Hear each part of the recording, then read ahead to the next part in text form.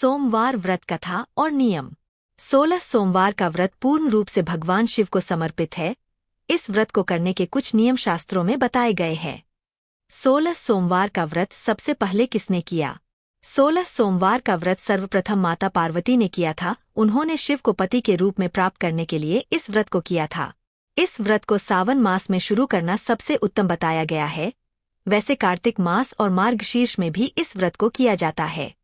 पूजा सामग्री: शिव परिवार की मूर्ति या फोटो, गंगाजल, दूध, दही, घी, शहद और चीनी, बेलपत्र, धतूरा, भांग, फल, फूल, मिठाई, अक्षत, सफेद चंदन, धूप, दीप।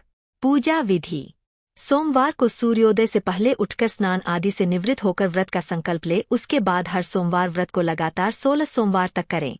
16 सोमवार की पूजा प्रदोष काल में करें, जिसे सूर्यास्त से पहले समाप्त कर ले। सबसे पहले शिवलिंग का गंगाजल से अभिषेक करें। इसके बाद पंचामृत से अभिषेक करें। शिवलिंग पर सफेद चंदन लगे, बेलपत्र, धतूरा, भांग आदि अर्पित करें। धूप दीप जलाए, भगवान को खीर और फलों का भोग लगाएं। माता गौरी को श्रृंगार का सभी सामान अर्पित करें। ओम नमः शिवाय का जाप करें। शिव चालीसा का पाठ करें। उसके उपरांत शिवजी की आरती करें। जिस तरह हर एक व्रत करने के कुछ नियम होते हैं, इसी तरह 16 सोमवार के व्रत के लिए भी कुछ नियम है, जिनका पालन अवश्य करना चाहिए।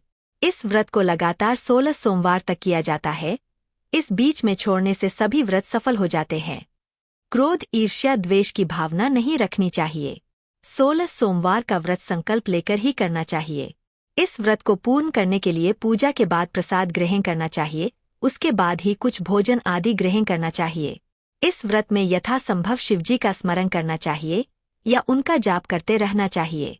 इस व्रत में शाम को प्रदोष काल में शिव जी का पूजन करके कथा करनी चाहिए। इस व्रत को धारण करने के बाद सोमवार को एक समय का ही भोजन करना चाहिए। भजन पूर्ण रूप से सात्विक होना चाहिए। जब तक 16 सोमवार का व्रत पूर्ण न हो, तामसिक भोजन का सेवन नहीं करना चाहिए। 17वें सोमवार को इस व्रत का उद्यापन करना चाहिए। बिना उद्यापन किया व्रत का पूर्ण फल प्राप्त नहीं होता है।